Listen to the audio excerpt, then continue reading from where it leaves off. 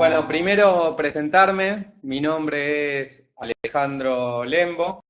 Eh, Soy licenciado en Administración de la Universidad de Buenos Aires, acá en Argentina. Estudié una maestría en España, un MBA. Y en los últimos aproximadamente 10 años me focalicé y especialicé en temas digitales, que es justamente lo que vamos a hablar. Entonces, básicamente lo que podemos decir es que estamos acá porque lo que se vino dando en los últimos años es una explosión.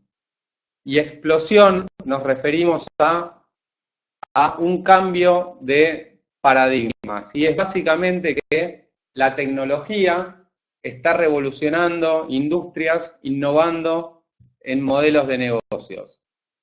Entonces, frente a esto, podemos tomar dos posturas y vamos a usar la analogía de Matrix. ¿Qué píldora queremos tomar?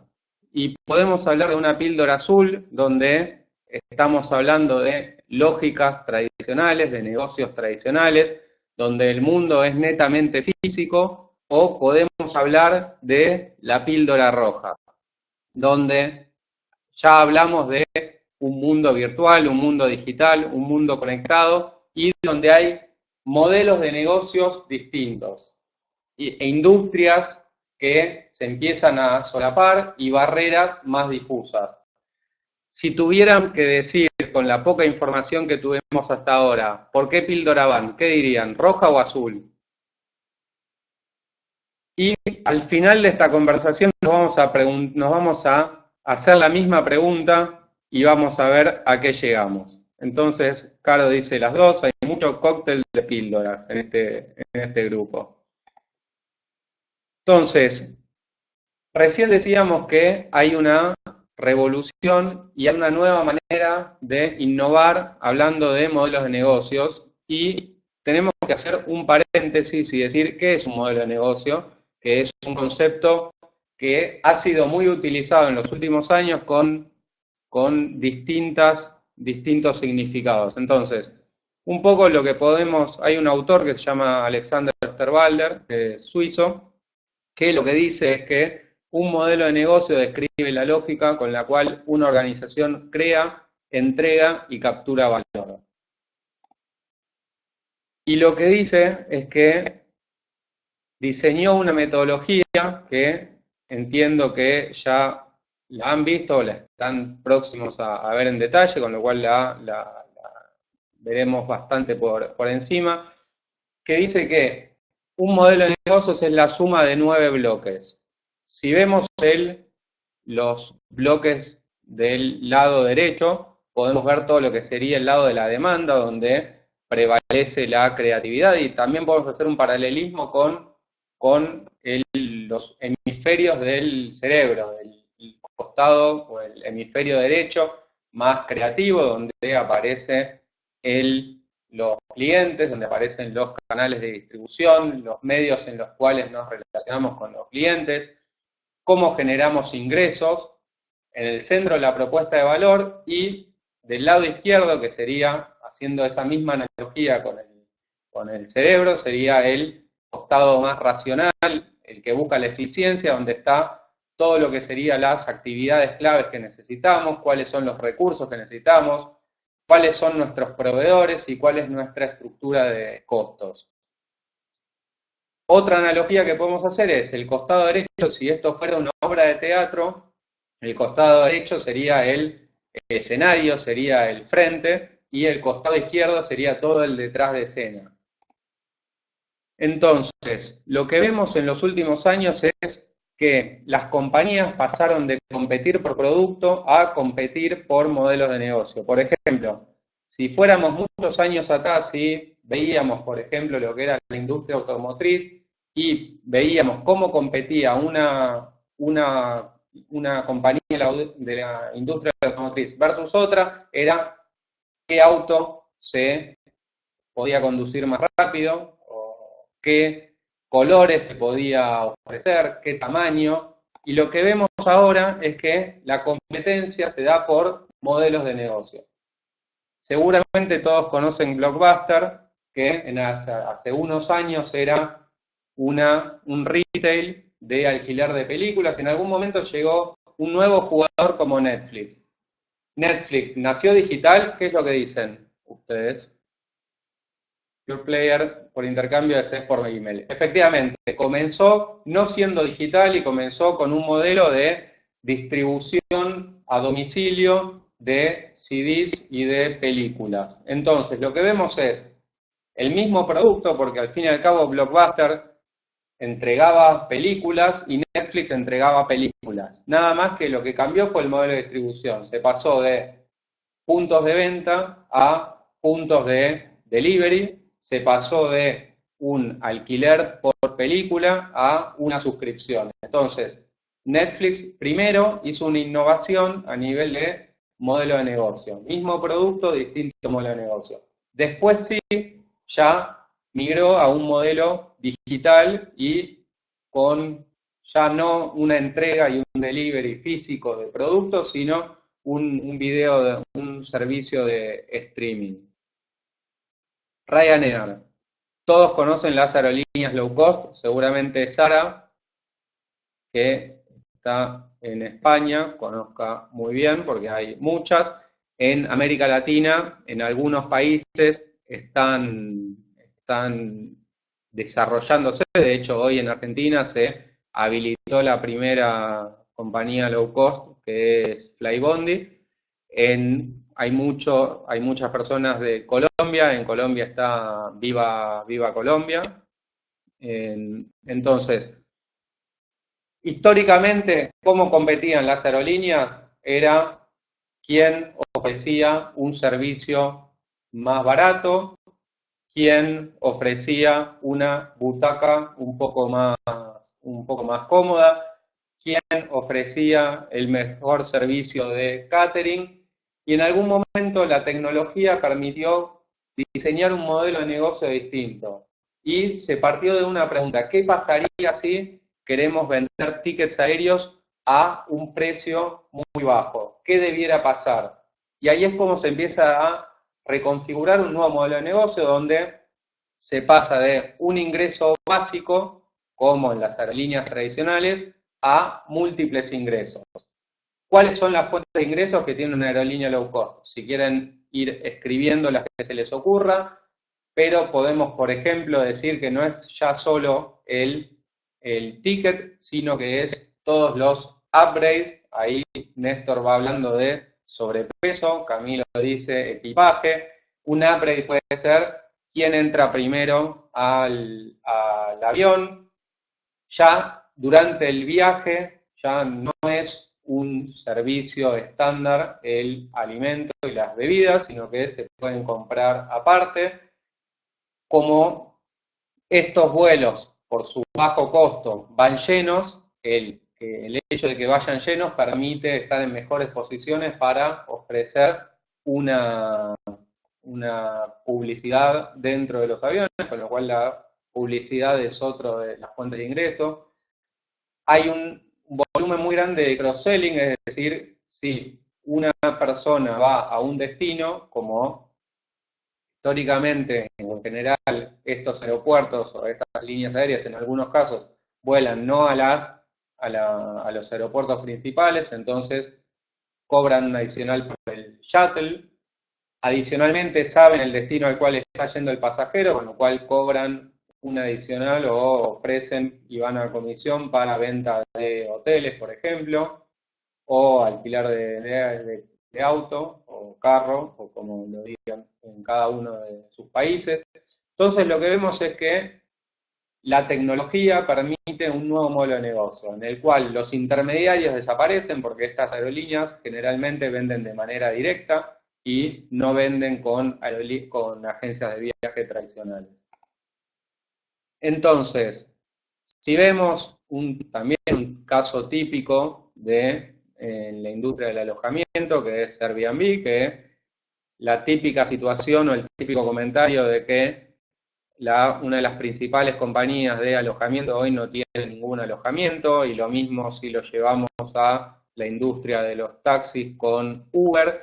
Y lo que vemos es que Uber es un modelo más dentro de un ecosistema muy grande de modelos y que históricamente, como hablábamos hace un rato, la industria automotriz competía bajo las mismas reglas.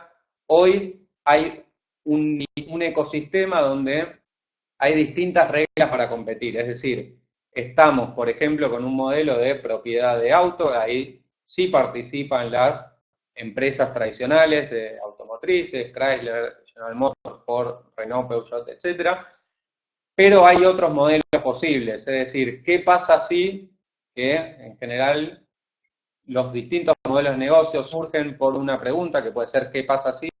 ¿Qué pasa si cedemos la propiedad del auto, del automóvil o del carro y nos limitamos al uso? Y así nace el modelo de Zipcar, por ejemplo en Estados Unidos, que se basa en que uno, del 100% de su tiempo, un porcentaje muy chico, muy pequeño, usa el auto, con lo cual perfectamente un auto podría ser compartido por distintas personas. Entonces ahí tenemos un modelo. Hay otro modelo que es, ¿qué pasa si compartimos el viaje? Es decir, una persona va de un destino X, de un punto X a un punto Y, y pueden compartir ese viaje. Entonces ahí tenemos un modelo como el de Simride. Después tenemos otro modelo de qué pasa si yo tengo la propiedad de un carro, pero tengo mucho tiempo ocioso y lo hago disponible para que otras personas lo utilicen y así hacer algunos ingresos adicionales. Con lo cual vemos, el punto más relevante es pasamos de una competencia de producto a una competencia de modelo de negocios. Entonces, la pregunta que nos podemos hacer en este punto es, ¿qué atributos aporta la tecnología? ¿Cuáles piensan que son los atributos que hoy permite la tecnología que no los permitía el modelo tradicional anteriormente? Si quieren ir enumerándolos: conexión directa con el cliente, facilidad, amplificación dirigida, nueva forma de reinvención, inmediatez, velocidad, GPS, modelo de servicio, segmentación, voz del cliente, simultaneidad, estadística de consumo, colaborativo, conectividad. Primero vamos a hacer referencia a un autor que se llama Chris Anderson, que asumo que algunos de ustedes lo conocen, que una de las cosas, uno de los conceptos que desarrolló es el de el concepto de free. Que quien no leyó este libro, le sugiero que lo lea, y básicamente lo que dice es que toda industria que se hace digital en algún momento será gratuita. ¿Están de acuerdo? Y esto lo que hace es, de nuevo, hacer nacer distintos modelos de negocio. Recién hacíamos referencia a la pregunta ¿qué pasa si? Una referencia podría ser ¿qué pasa si queremos que las telecomunicaciones sean gratuitas? Eso, en el modelo tradicional, hubiera sido imposible, porque yo vengo del mundo de las telcos y para las compañías de telecomunicaciones tradicionales, el dar el servicio tiene un CAPEX, una inversión muy alta porque están las redes, las antenas, etcétera.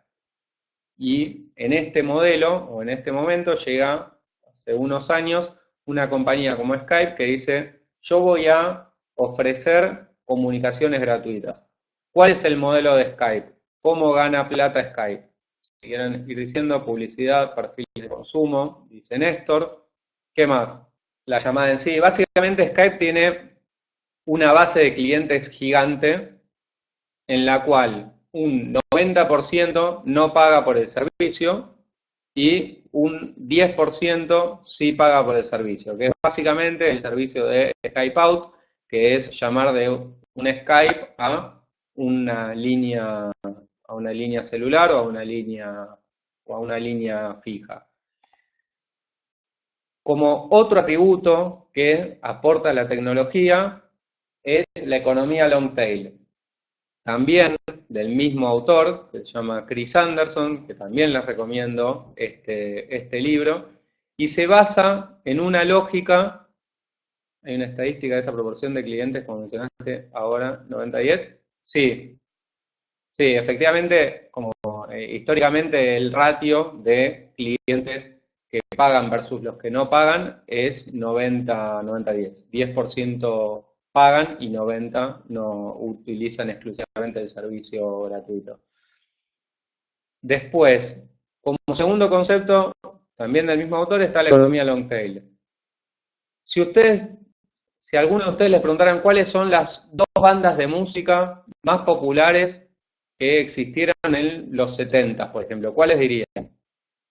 Si tuvieran que decir en el día de hoy, año 2017, ¿cuáles son las bandas de música más populares? ¿Qué dirían? Muchas, y es difícil, hay mucho más nicho. Efectivamente, eso es lo que sucede. Digo, esa pregunta es lo que podría hacer entender lo que es la economía long tail. Históricamente, cuando en distintos ámbitos hago la pregunta de las bandas más conocidas de los 70s, en general, más de la mitad dice, ahí Paula pregunta long tail, y popular para quién, y ahora lo vamos a contestar. Cuando hacemos la pregunta de cuáles son las bandas más populares en los 70s, históricamente más del 50% coincide en los Rolling Stones y en los Beatles. Cuando hacemos la pregunta de cuáles son las bandas más populares hoy, no se coincide en ninguna banda y cada uno hace referencia a distintos artistas. Básicamente lo que pasó es que pasamos de una industria de hits y una industria de una masividad concentrada en pocos artistas o pocos productos o poco lo que sea, a una multiplicidad de nichos. Y eso principalmente lo permitió la tecnología. ¿Por qué? ¿Qué es lo que pasaba? Antes de la tecnología teníamos un stock finito. Digo, si veíamos un retail, el retail podía tener disponible la cantidad de productos que fueran rentablemente disponibles. Si vamos a los medios, también teníamos ahí Néstor dice solo radio, TV y long play, y es verdad, digo, en Walmart en los 60 se vendía exclusivamente lo que era un hit, porque lo que no era un hit no era rentable y no se ofrecía. ¿Qué es lo que permite la tecnología? Es que en iTunes, por ejemplo, que ahí lo ponemos como un ejemplo, no hay un costo de inventario, y al no haber un costo de inventario, lo que se permite es hacer disponible una cantidad de productos gigantes. Entonces, hoy, ¿qué es lo que pasa? Pasamos de lo masivo a un sinfín de nichos. Ese sinfín de nichos lo que hace es que, por ejemplo, no sé, si vamos a la industria de la música, empezamos a tener la fusión del tango con la música electrónica y con el reggaetón, y que hay una persona en el living de su casa que está produciendo contenido, y si esa persona vende posiblemente 100 descargas de su canción, le es rentable, pero si eso lo llevamos al mundo físico, no sería rentable y no se podría ofrecer ese producto. Entonces, lo que pasamos es de una economía masiva a una economía de nichos. Y lo que sucede es que si sumamos todos esos nichos, hoy tienen un volumen mucho más grande que lo masivo. Long tail, hacemos referencia a la larga cola. La larga cola es esto que hacemos referencia, que nos alejamos de la masividad, dejamos de tener mucho volumen de pocos productos a tener poco volumen de muchos productos. ¿Cómo hacemos para llegar al nicho desde e-commerce con todos los costos logísticos?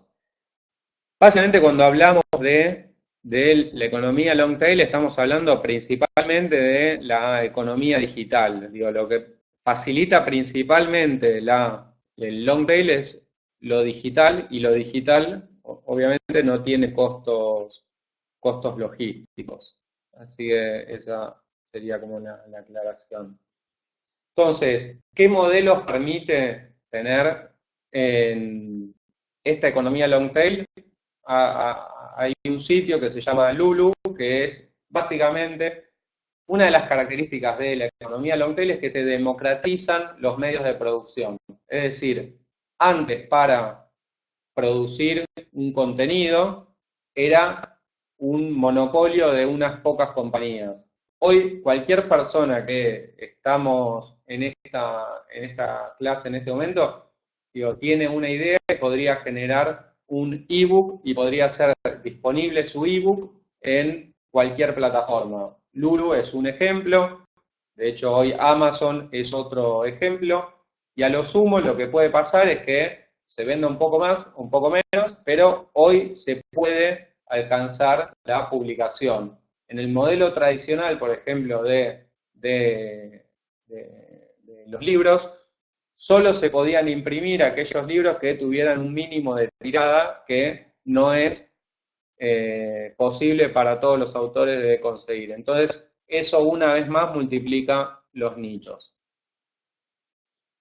Otra de las cosas, o las cuestiones, o de las palancas que aporta digital, es un concepto que se está poniendo muy de moda en los últimos años, que es básicamente el Machine Learning. El Machine Learning lo que está haciendo es redefinir industrias. Por ejemplo, esta Lola que estamos viendo en pantalla es una aplicación que está buscando redefinir la industria de travel, de turismo. Históricamente teníamos agencias de viaje tradicionales con, en algunos casos, familiares con 1 o 2 puntos de venta, algunas como más grandes con más puntos de venta. Después nacieron ¿cuál era la ventaja de la agencia de viaje tradicional? Era un servicio muy especializado, muy personalizado. Después pasamos a un modelo como el de las OTAs, el de las Online Travel Agencies, como puede ser Despegar o Al Mundo o Booking, donde nos fuimos más a un lado más eficiente en algún punto, un vínculo un tanto menos personalizado, y un poco lo que está buscando una aplicación como Lola es captar los atributos de ambos mundos, es decir, la personalización de la agencia tradicional y la eficiencia de una OTA. Entonces se basa en una aplicación donde uno chatea primero con un asistente virtual, y una vez que el asistente virtual no tiene respuesta a esa consulta, sí ya pasa a un asesor humano. Otro ejemplo de industrias que se están redefiniendo por la injerencia del Machine Learning es Lemonade. Lemonade es una compañía bastante nueva de la industria del seguro. Históricamente, la industria del seguro tiene muy mala reputación. Uno no sabe muy bien qué es lo que está contratando. Muchos intermediarios en el medio cuyo valor agregado es difuso, como pueden ser los brokers, y una compañía como Lemonade está buscando redefinir como la industria. Si uno ve, por ejemplo, lo que sería la slide que estamos viendo en pantalla, con una estética totalmente distinta a lo que uno espera de una compañía de seguros tradicional. Entonces, un poco lo que vemos es que todo esto que venimos hablando viene favorecido por el desarrollo de Internet, principalmente, que se viene acelerando a un ritmo muy rápido con el desarrollo de mobile, y todo esto se potenciará cuando las generaciones actuales, o los millennials, o como los llamemos, sea el grueso de los consumidores. Es decir, seguramente todos ustedes, cuando ven a sus hijos o a sus sobrinos interactuar con una pantalla de un celular, es muy difícil pensar que esos chicos de hoy, en 18 años o en 20 años, consuman como consumen nuestros padres o como consumimos nosotros mismos. Entonces, esto es irreversible. Lemonade no está para la TAM, ¿cierto? No, entiendo que no, con lo cual hay dos alternativas. Una, esperar que llegue, o una, generar el Lemonade para América Latina. Ahí está. Ya entre Jorge y Raúl pueden, pueden asociarse y montarlo y listo, hacer la limonada, limonada, limonada hierbabuena en Colombia. ¿Qué ofrece como diferencia? Muy brevemente, no es solo cotizar online. Cotizar online sería, si lo viéramos con la lógica del Canvas, lo único que sería es cambiar el canal de distribución. Sería específicamente uno de los bloques y acá cambia totalmente la lógica de negocio. En este caso es un modelo de peer-to-peer, es decir, de un modelo entre pares donde la compañía de seguros, en este caso Lemonade, no tiene ningún intermediario, por un lado, y por otro lado lo que ellos cobran es específicamente una comisión sobre lo que le cobra al cliente final. ¿Qué es lo que hace con la diferencia entre lo que cobra y lo que no tuvo siniestro, por decirlo de alguna manera? Lo dona a una causa social. Es decir, cada persona que contrata Lemonade elige a qué causa social quiere que se destine la diferencia entre lo que ellos pagan y lo que cobra Lemonade como comisión, y Lemonade dice, bueno, no sé, por ejemplo, alguien dice, quiero que si yo pago 10, la comisión de Lemonade es de 20%, digo cualquier cosa, y no hay un siniestro en el medio, los 8 que no fueron consumidos, quiero que se destinen a UNICEF, por ejemplo. Entonces, eso lo que hace es cambiar totalmente el modelo de negocio. De hecho, tiene un contenido adicional que es una compañía B, que es el sistema B, que es una certificación que garantiza, como si fueran las ISO, que garantizan la calidad. La certificación B garantiza el impacto social positivo de una compañía. Ahí Paula dice, eso puede ser porque hay compañías acá que venden directo sin intermediarios.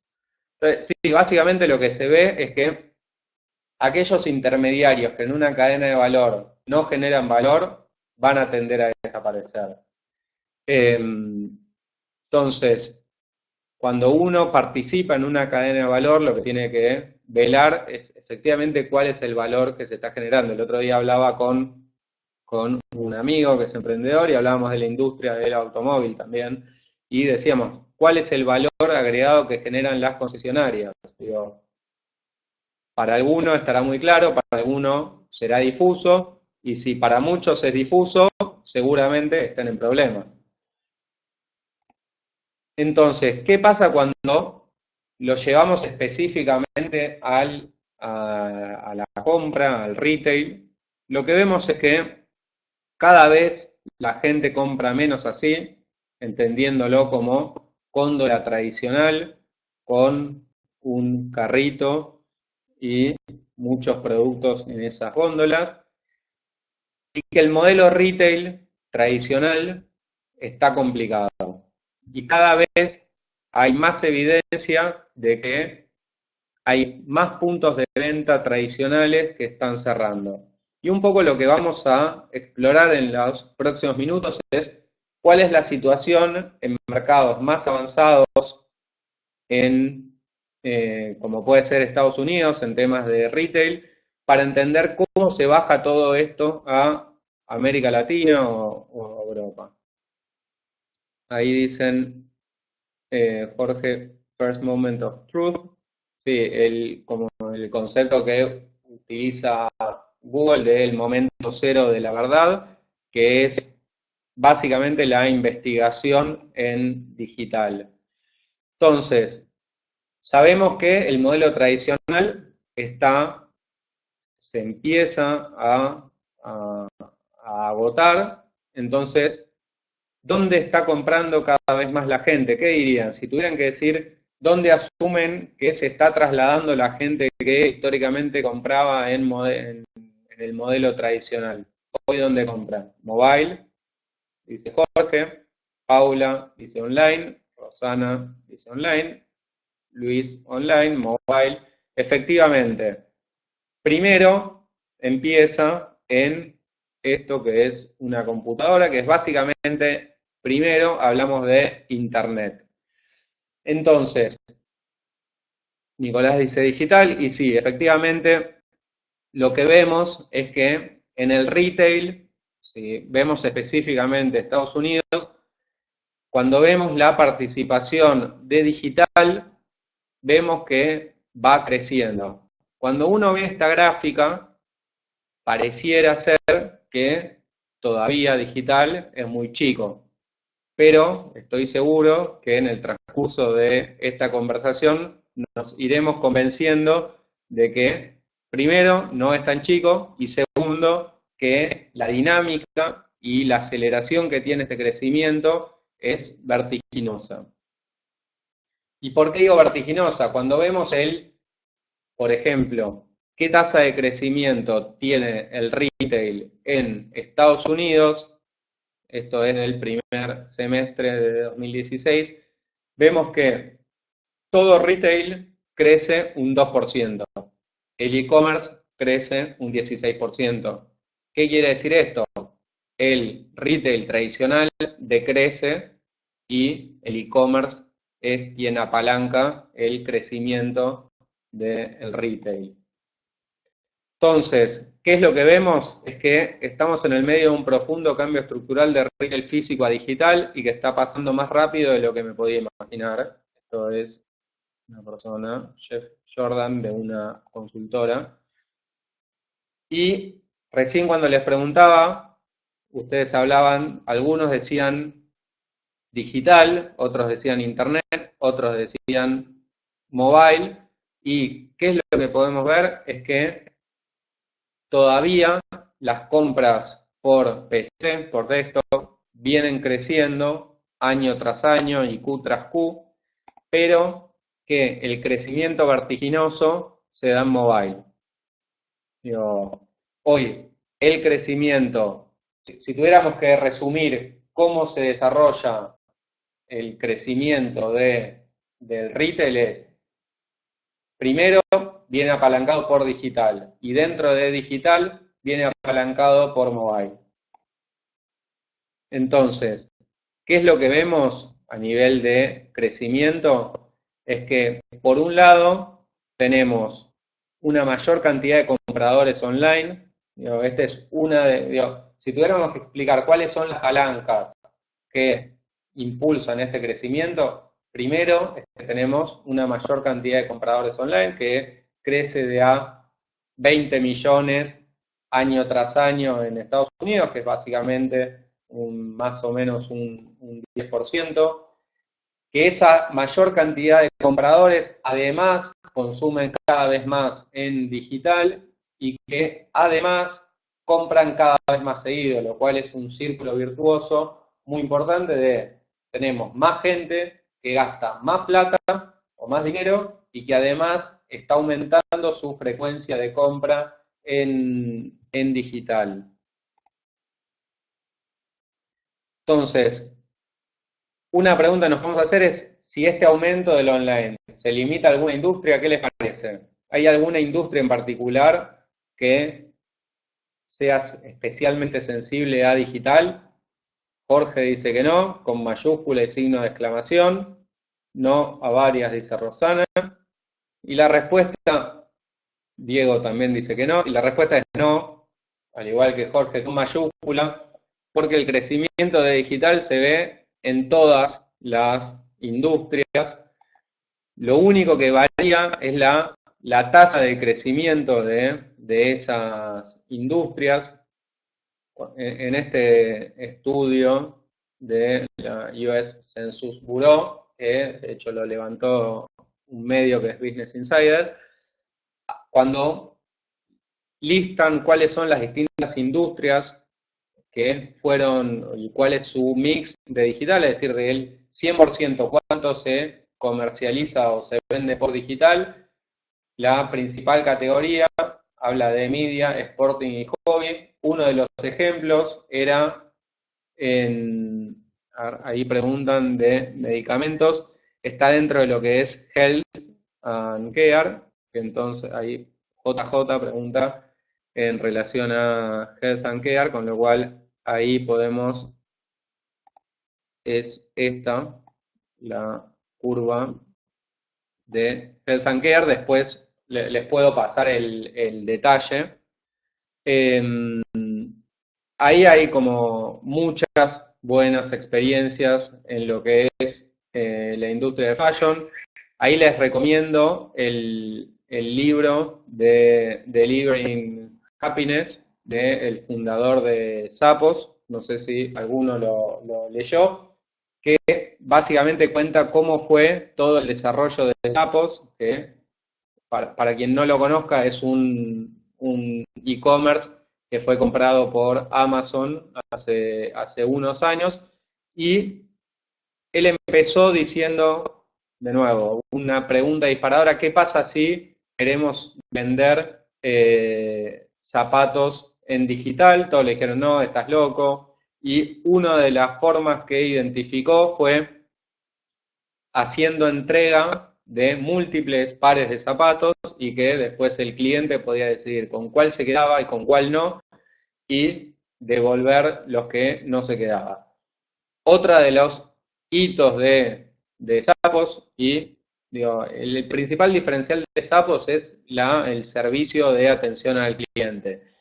Y el servicio de atención al cliente como ventaja competitiva lo encontraron casi que de casualidad, porque en algún momento eran una startup y se estaban quedando sin dinero y se estaban quedando sin fondos, entonces dijeron, ¿qué pasa si nos abocamos exclusivamente a los clientes existentes? Porque, digo, captar nuevos clientes tenía un costo alto, y lo que vieron es que, focalizando en los clientes existentes, aumentaron la tasa de compra de esos clientes, aumentaron la tasa de recomendación y se encontraron casi de casualidad con una ventaja competitiva en el servicio.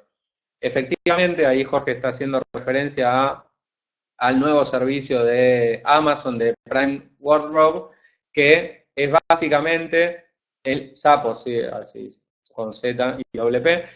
Entonces, básicamente el nuevo servicio de Amazon se basa en la compañía que compró hace unos años de Zappos, que es, te hago entrega de múltiples prendas de ropa, el cliente elige cuáles se queda y cuáles no, y hace una devolución muy simple de las que no quiere. Es verdad, ahí Jorge dice que este chef no pierde ninguna oportunidad, y es verdad, el maestro.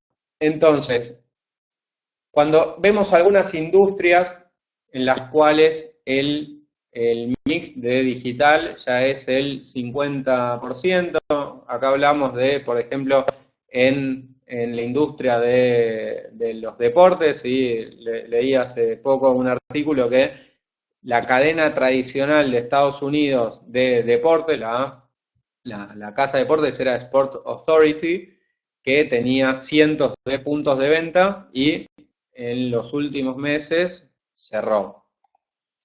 Entonces, cuando vemos, por ejemplo, otras industrias como la electrónica, es lo que vemos es que hoy ya 1 de cada 4 electrónicos se vende en digital. Digo, si tomamos 4 televisores, podemos decir que 1 de esos 4 hoy se vende en digital y con una tendencia que crece.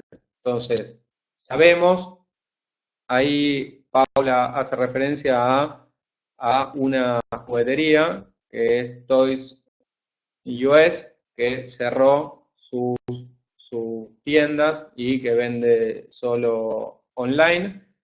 Así que sí, seguramente cuando vamos por distintas industrias podemos ver, leía también un artículo que hablaba de los distintos cadáveres que dejó Amazon en todo este periodo. Un cadáver es Sports Authorities, otro podría ser Toys, Otro podría ser Radio Shack, seguramente quienes ya tenemos unos años y cuando empezamos a ir a Estados Unidos hace, no sé, 20 años, llegar a Radio Shack era como algo, sí, como dice Jorge, rest in peace, era llegar a una tienda que no tenía nada que ver con lo que podía ser una tienda en nuestros países de origen. Bueno, hoy muchos de ellos son cadáveres o están próximos a hacerlo. Entonces, un poco lo que empezamos a ver es que Amazon año tras año le empieza a quitar market share a los retailers tradicionales, como puede ser Best Buy en Estados Unidos, y esto es viendo específicamente la venta de electrónicos.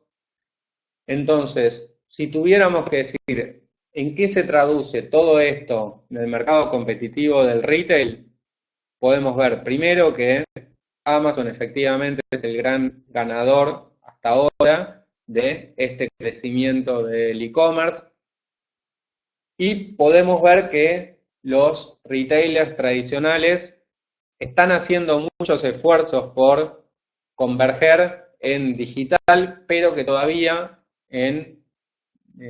no hay tantos casos de éxito, de convergencia de lo que es el mundo tradicional con el mundo digital. Cuando vemos, por ejemplo, lo que sería el crecimiento de las ventas online de Walmart, vemos tasas que están muy por debajo de lo que pueden ser las tasas de crecimiento de compañías 100% digitales, compañías pure player. Cuando vemos, por ejemplo, otro retail importante de Estados Unidos, como puede ser Target, vemos participaciones de digital todavía muy modestas de 3%, 5%, 4%. Ahí, si quiere alguno comentar que en las compañías que trabajan, si son retail, por ejemplo, qué mix de digital manejan, si es el 2%, 5%, 20%, si quieren ir 1,2, dice Jorge. ¿En qué industria? 1%, dice JJ. ¿En qué industrias están hablando? ¿A qué se debe? Digo, también en el transcurso de lo que queda de la presentación vamos a ir identificando algunos de los motivos, pero creo que, en Uruguay, pero creo que uno de los principales temas, digo, no creo que sea específicamente la tecnología, sino que es más un tema cultural que va en línea con lo que dice Néstor, que es la pesada herencia del BRIC, y la pesada herencia en términos culturales. Digo,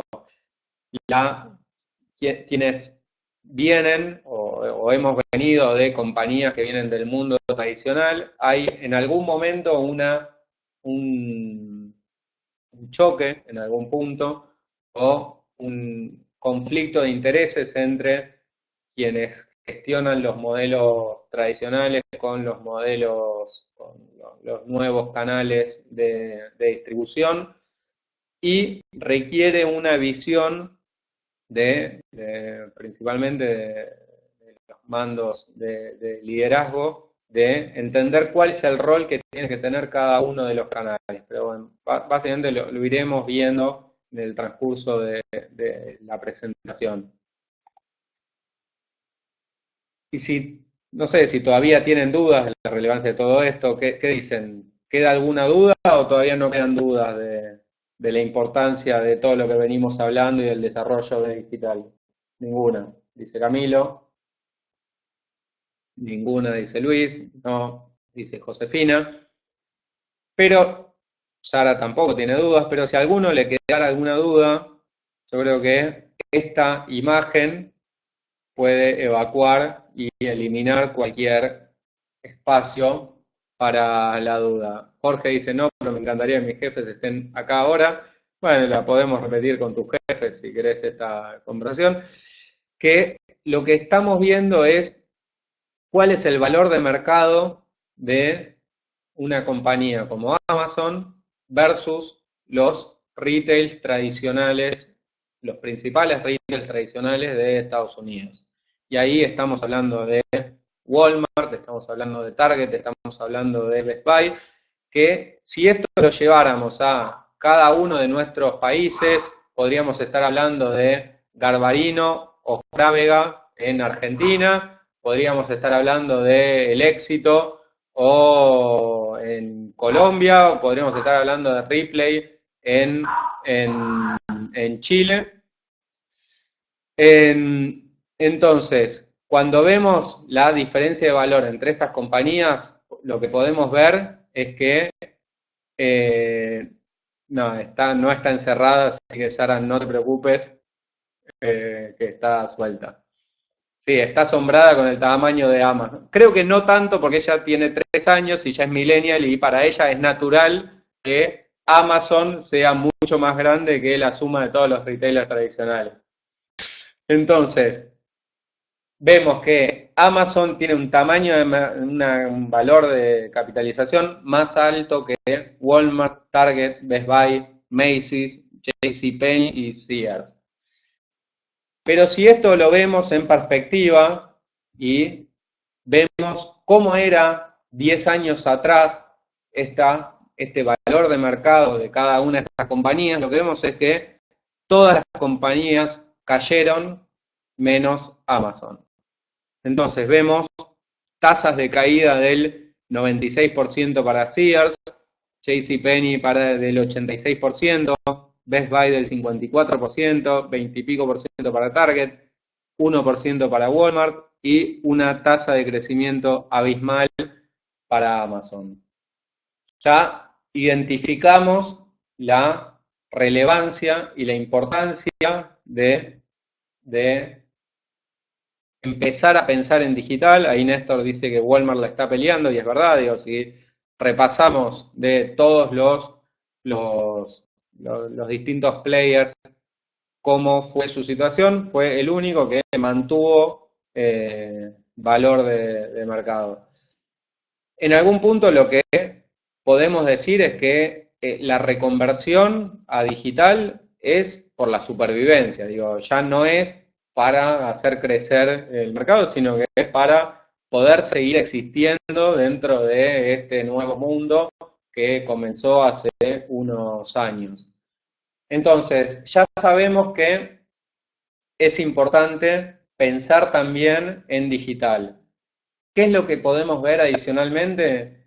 Que las compañías que ofrecen distintos canales para sus clientes aumentan la tasa de compra de estos clientes. Es decir, se hizo una encuesta a distintos clientes y le decía qué tan frecuente compran en la web de su retail favorito. Y un poco lo que se veía es que aquellos que interactuaban con una mayor cantidad de canales tienen una tasa de compra mayor. ¿Se entiende? Esta es la columna de aquellos usuarios que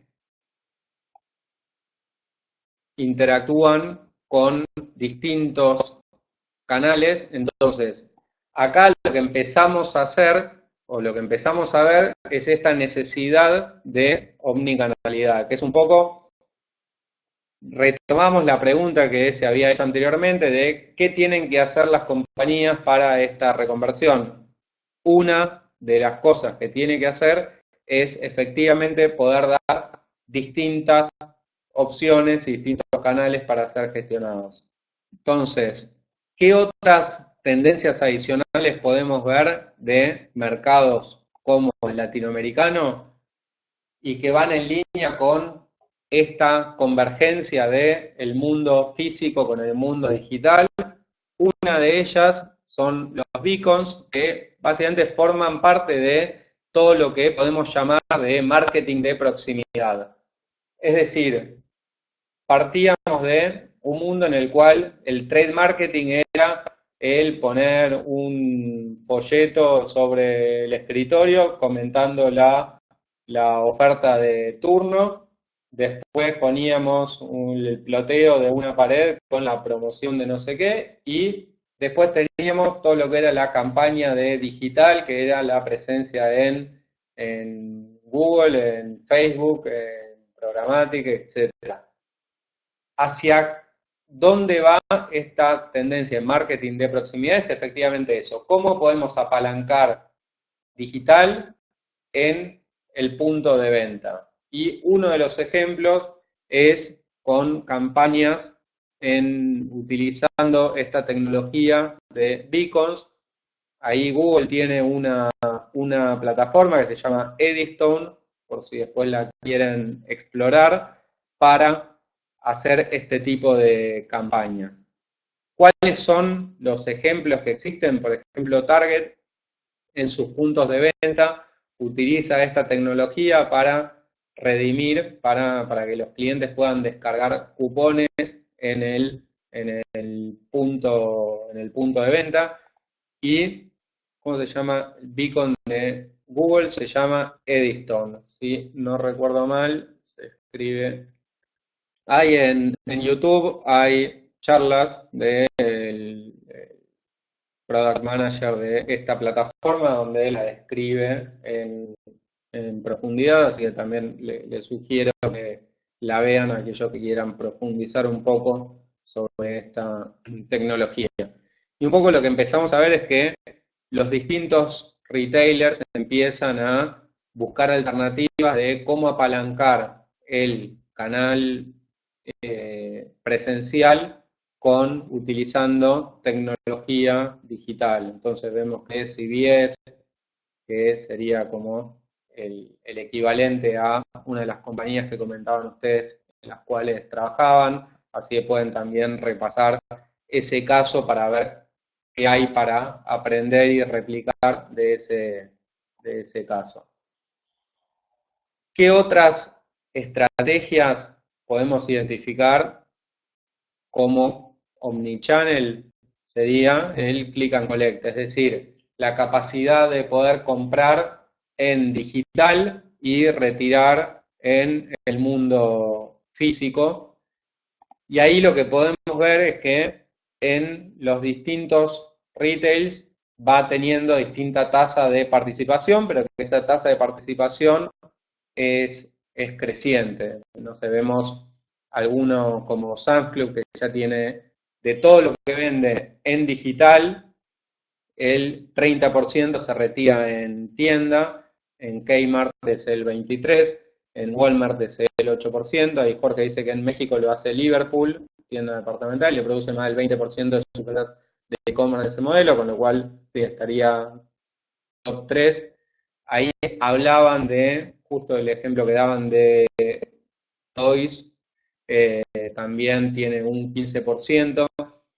Para impulsar este tipo de prácticas hay algunos ejemplos y algunas buenas prácticas, por ejemplo, en el caso de creo que era Best Buy, hacía disponibles espacios para estacionar el auto o parquear el carro, para decirlo en colombiano, para la audiencia colombiana, que son express en el sentido de quien va a retirar un producto que compró en digital solo necesita 5 minutos o 10 minutos para hacerlo, entonces hay espacios específicos para poder estacionar el coche y retirarlo de una manera más rápida, y Néstor comenta que Walmart San Fernando de Argentina también lo realiza. Pero, de nuevo, esto empezó siendo una buena práctica y seguramente pase a ser un tema de supervivencia. Digo, quienes lo hagan podrán sobrevivir y quienes no lo hagan posiblemente no puedan sobrevivir.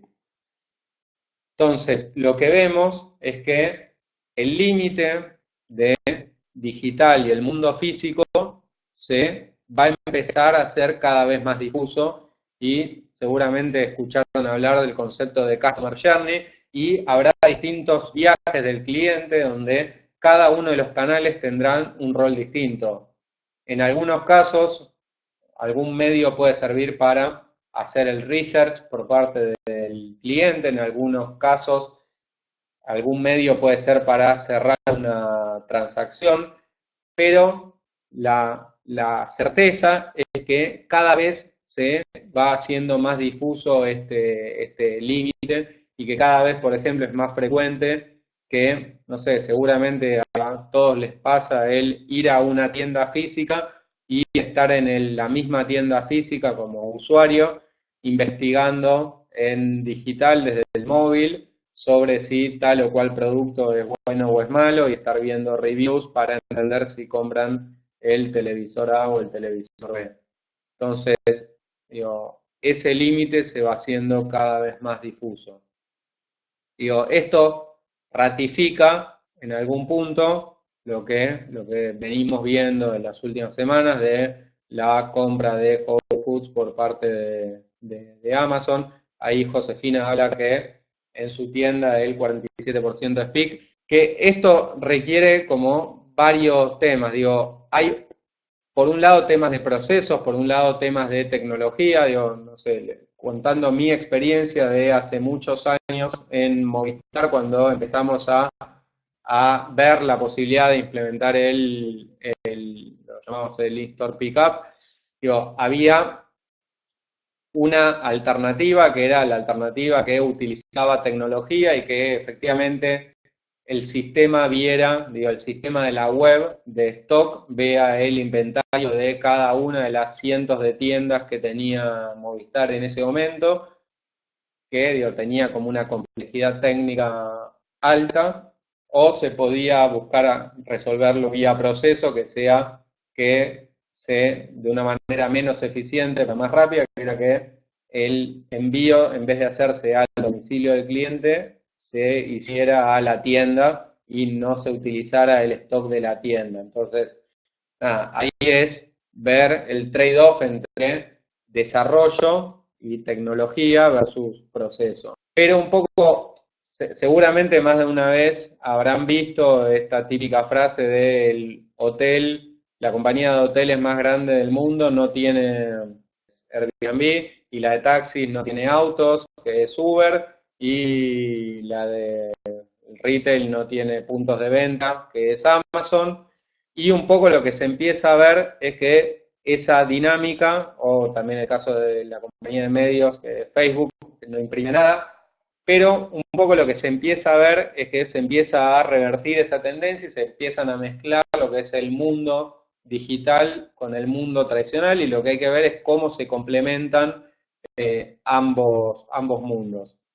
Para el caso de Whole Foods, seguramente han visto, y si no les sugiero que lo vean, el caso de la tienda de Amazon con el Checkout Express, es decir, una tienda física en la cual la caja tradicional desaparece, digo, no es que uno va a la caja para avanzar con el pago, sino que el pago se hace automáticamente desde la aplicación.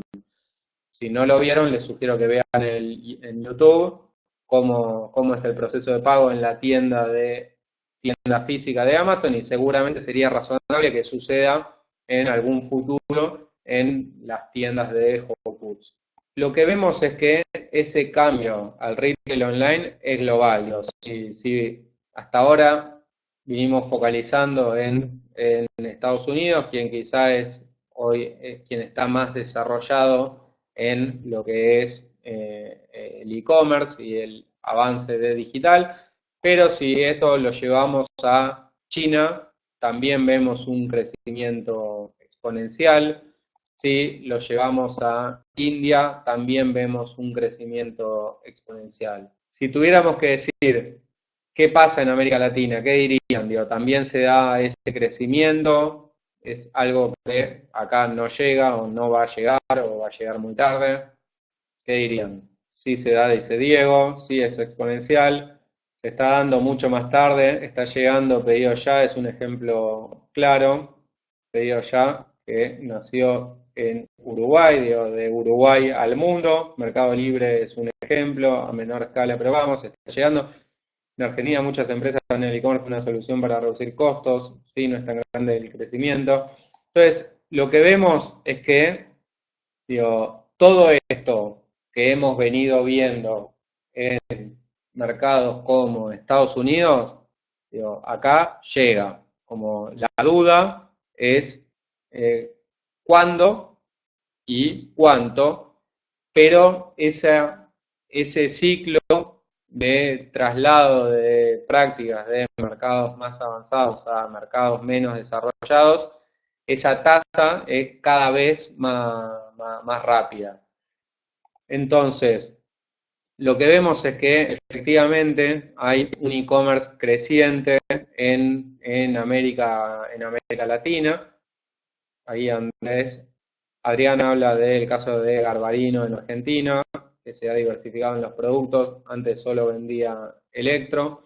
Lo que vemos son tasas de crecimiento en América Latina del 20 y pico por ciento para estos años.